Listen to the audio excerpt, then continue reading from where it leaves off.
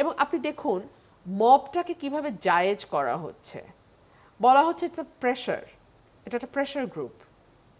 এই pressure group আজকে আপনার অপছন্দের লোকদের উপর ঝাঁপিয়ে পড়ছে বলে আপনাদের মনে হচ্ছে যে তারা প্রতিবাদী তরুণ, তারা খুবই মানে খুব প্রতিবাদী মানুষ তারা, কারণ এই এই এরা যাদের উপর ঝাঁপিয়ে পড়ছে সেটা আপনার পক্ষে যাচ্ছে। কিন্তু কালকে যে আপনার উপরে বা আমাদের উপরে ঝাঁপিয়ে পড়বে না এই নিশ্চয়তাকে আপনি দিতে পারেন? আমাদের নুরুল হুদার মতন মহাপাপের দরকার নাই, অতি অল্প পাপ অথবা বিনা পাপ অথবা আরো একটা গোষ্ঠীর সঙ্গে মতদ্বৈততার কারণেই আমার কিন্তু এর চেয়ে খারাপ অবস্থা হতে পারে, কারণ আমরা একটা এইটা যে করা যায় এটা আমরা শুরু করলাম। আপনি কাগজে কলমে সব লিখে ফেলে বাংলাদেশ পরিবর্তন করে ফেলবেন, এই চিন্তাটি খুবই অপরিপক্ক একটা চিন্তা। ফর এক্সাম্পল, বাংলাদেশের সংবিধানে তো কোথাও কখনো বলে নাই যে ভোট কারচুপি করে নির্বাচন করে ক্ষমতায় থাকা যাবে, কিংবা কোথাও বলে নাই যে বিরোধী দলের নেতা কর্মীদেরকে তুলে নিয়ে যাওয়া যাবে এবং নিয়ে আসলে অনন্তকাল পর্যন্ত সে নাই হয়ে থাকবে, জীবিত না মৃত সেটাও কেউ জানতে পারবে না, কিংবা রাত পর্যন্ত বিরোধী দলের নেতাদেরকে সাজা দেওয়ার জন্য মামলা চলতে পারবে। এরকম কথা তো আসলে কোথাও লেখা থাকে না। দেখুন, আমরা যেই যেই প্রতিষ্ঠানগুলো তার নিজস্ব আইন, ফর এক্সাম্পল প্রধান বিচারপতি কিংবা হাইকোর্ট ডিভিশনের বিচারপতি নিয়োগ কিভাবে হবে সেই বিষয়ে একটি আইন তৈরি করা হোক।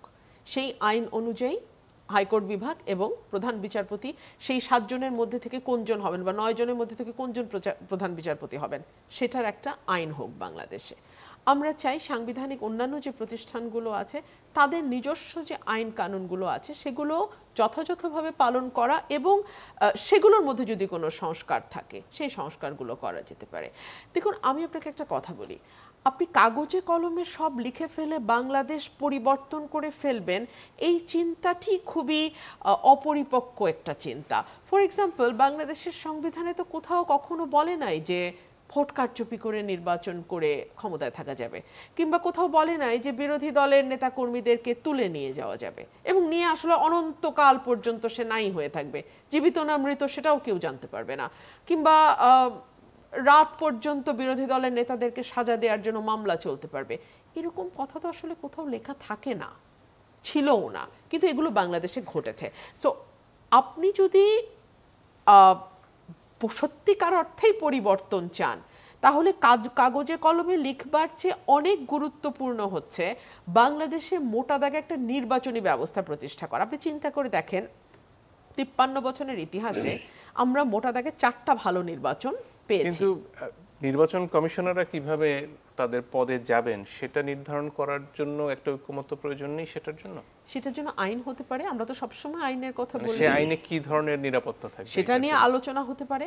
এটার জন্য কোনো প্রস্তাব আছে কিনা না, এই মুহূর্তে আমার জানা নাই, বাট সেটা নিয়ে ডেফিনেটলি আলোচনা হতে পারে। কিন্তু আমি আপনাকে আবারও বলি, কাগজে এবং কলমে লিখে ফেলে যদি সব পরিবর্তন করা যেত তাহলে পৃথিবীর কোনো দেশে কখনো কোনো অপরাধ ঘটতো না, কারণ কাগজে কলমে তো খুব পরিষ্কারভাবে বলে দেওয়া আছে কোনটা ফৌজদারি কোনটা দেওয়ানি অপরাধ এবং করলে কি হবে তাও বলা আছে। কিন্তু কাগজে কলমে লেখা কি অপ্রয়োজনীয়? তাইলে অপ্রয়োজনীয় আমি বলবো না, তবে কাগজ কলমে চূড়ান্ত নয়।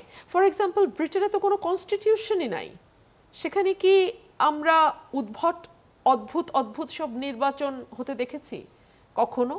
কিংবা সেখানে তো এক অর্থে রাজা রানীও আছেন, অলংকারিক যদিও, কিন্তু আছেন তো, কিন্তু সেখানে কি ডেমোক্রেসির কোনো ঘাটতি দেখেছি? বলা তো হয় যে ব্রিটিশ পার্লামেন্ট নাকি এমন পার্লামেন্ট যেটি একটা নারীকে পুরুষ আর পুরুষকে নারী করা ছাড়া সব কিছু করতে পারে, কিন্তু কোনো কনস্টিটিউশনই সেখানে নাই। সো আপনি যদি মনে করেন যে আপনি লিখে ফেলে সব কিছু ঠিকঠাক করে ফেলতে পারবেন, এটা অনেকটা শিশুতোষ চিন্তা। দেখুন, আমি যে 4টা নির্বাচনের কথা বলছিলাম সেই 4টি সরকার মোটা দাগে এখন পর্যন্ত বাংলাদেশে ভালো সরকার ছিল, কারণ তারা একটা প্রক্রিয়াগত নির্বাচন, একটা মোটামুটি সুষ্ঠু নির্বাচনের মধ্যে আছে। যেই মুহূর্তে দলগুলো বুঝতে পারলো, মানে আওয়ামী লীগ যেই মুহূর্তে ঠিক করলো যে না, সে আসলে আর একটা ফেয়ার ইলেকশনের দিকে যাবে না, আমি 2010, 11, 12 কথা বলছি, তখনই কিন্তু তারা নির্বাচন প্রক্রিয়াটাকেই সবচেয়ে আগে হাত দিল, তত্ত্বাবধায়ক সরকারটাকে তারা সরিয়ে দিল, অর্থাৎ একটা ফেয়ার নির্বাচন হওয়ার পথ বন্ধ করে দিল এবং তারপরে বাংলাদেশের যেদিকে যাওয়ার সেদিকে যাত্রা শুরু হয়েছে। সো আপনি যদি মোটামুটিও একটা জবাবদিহিতামূলক সরকার রাখতে পারেন তাহলে কিন্তু ৫ বছর পর পর মানুষের কাছে আপনাকে ফিরতে হবে ভোটের জন্য, এবং মানুষের যা জবাব দেওয়ার সেটা মানুষ দিয়ে দেবে। তাহলে আপনি কি বলতে চাইছেন যে ৯১-এর পরে আসলে যতটুকু ভালো নির্বাচনী ব্যবস্থা বাংলাদেশে হয়েছিল সেটাই সর্বোচ্চ সম্ভব গণতন্ত্র বাংলাদেশের জন্য? না, আমি বলেছিলাম এই যাত্রাটা শুরু হয়েছিল, এটাকে আমরা অব্যাহত রাখতে পারি নাই। আমরা যদি অব্যাহত রাখতে পারতাম তাহলে এখন আমরা যে আদিম সমাজের দিকে যাত্রা শুরু করেছি, অর্থাৎ উল্টো যাত্রা, এই আদিম সমাজের দিকে যাত্রা শুরু করতাম না। আমি কেন আদিম সমাজের দিকে বলছি তার কারণ আছে। ফর এক্সাম্পল, সিসি নুরুল হুদাকে আপনি বিচারের মধ্যে এনে তার ফাঁসি দেন, কোনো অসুবিধা নাই, কিন্তু আপনি তাকে জুতার মালা পরাবেন, ডিম দিয়ে মাখামাখি করবেন, এবং একজন পুলিশ অফিসার ওখানে দাঁড়িয়ে এই তামাশাটা দেখবে, তার সামনে ঘটনাটি হবে। আপনি কি মনে করেন যে এই যে একটা কালচার আমরা শুরু করলাম, এই কালচারের হাত থেকে আপনি, আমি, আমরা কেউ রেহাই পাবো? আমাদের নুরুল হুদার মতন মহাপাপের দরকার নাই। অতি অল্প পাপ অথবা বিনা পাপ অথবা আরো একটা গোষ্ঠীর সঙ্গে মতদ্বৈততার কারণেই আমার কিন্তু এর চেয়ে খারাপ অবস্থা হতে পারে। কারণ আমরা এইটা যে করা যায় এটা আমরা শুরু করলাম। গত ৯-১০-১১ মাসে ১০০-র উপরে মাজার ভাঙা হয়েছে, একটা ক্ষেত্রেও ব্যবস্থা নেওয়া হয় না, একটাও না। গত কয়েকদিন আগে আপনি জানেন একটা সনাতন ধর্মাবলম্বী বাবা এবং ছেলে, তাদের চুল কাটার দাম নিয়ে হয়তো কিছু বাহাস হয়েছে খদ্দেরের সাথে, সঙ্গে সঙ্গে একটা মব সে রেডি করেছে, কি তারা ধর্ম অবমাননা করেছে।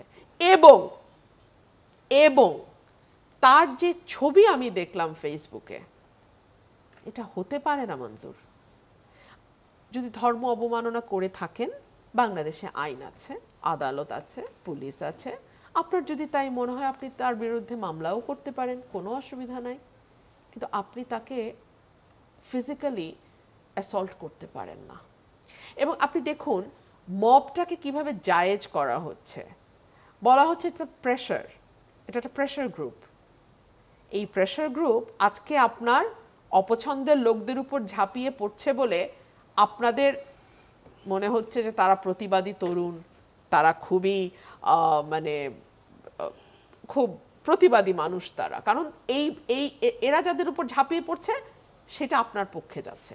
কিন্তু কালকে যে আপনার উপরে বা আমাদের উপরে ঝাঁপিয়ে পড়বে না, এই নিশ্চয়তাকে আপনি দিতে পারেন? তো আমরা যদি মোটা দাগে নির্বাচনী যাত্রাটা ঠিক রাখতে পারতাম, তাহলে আজকে আওয়ামী লীগকে দেশ থেকে পালাতেও হতো না, আওয়ামী লীগকে নিষিদ্ধ কার্যক্রম নিষিদ্ধ করতে হতো না, নির্বাচনে আওয়ামী লীগ অংশ নিবে না কে নিবে না, জাতীয় পার্টিকে আমরা করে দিব, নিষিদ্ধ করে দিব, এগুলো আলাপও করতে হতো না। বাংলাদেশের রাজনীতিটা ফ্লারিশ করত। এবং আজকে যেরকম পচা গলা মানুষদের হাতে রাজনীতি গেছে, এত পচা গলা মানুষের হাতে রাজনীতিটা যেত না।